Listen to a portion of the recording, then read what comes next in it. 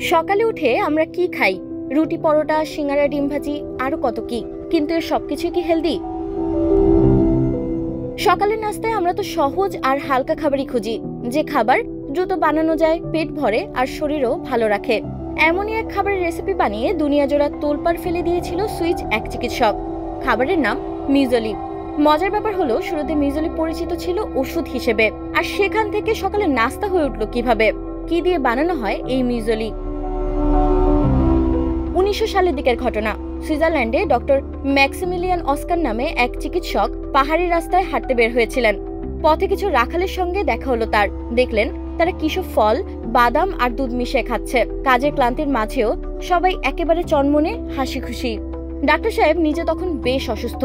তিনি ভাবলেন এই খাবারটা নিজে একটু খেয়ে দেখা যাক।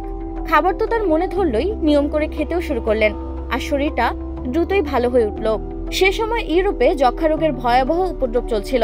ডক্টর ম্যাক্সিমিলিয়ান ভাবলেন এই খাবার খেয়ে যদি যক্ষা ঠেকানো যায়, আর এইভাবেই যক্ষা ঠেকানোর পথ্য হিসেবে জন্ম নেয় মিউজলি।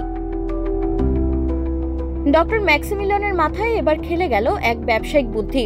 জুরিখের পাহাড়ে এক হেলথ সেন্টার বানালেন।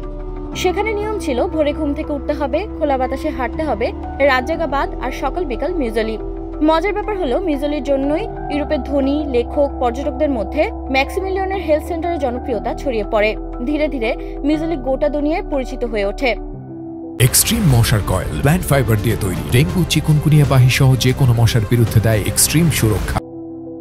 এই মিউজলি বানানো হয় কি দিয়ে? খুব সহজ।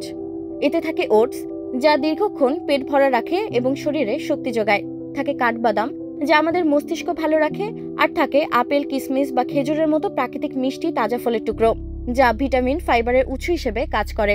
সঙ্গে প্রোটিনের উৎস হিসেবে থাকে দুধ বা দই। তাই সকালবেলা নিয়মিত মিউজলি খেলে দুর্বলতা কমে, হজম ভালো হয়, আর লম্বা সময় পেট ভর্তি রাখার মাধ্যমে ওজন কমাতে সহায়তা করে মিউজলি। তাই পরের বার যখন এক বাটি মিউজলি খাবেন, মনে রাখবেন এটা শুধু কোনো খাবার নয়, বরং সুস্থ থাকার এক শর্টকাট।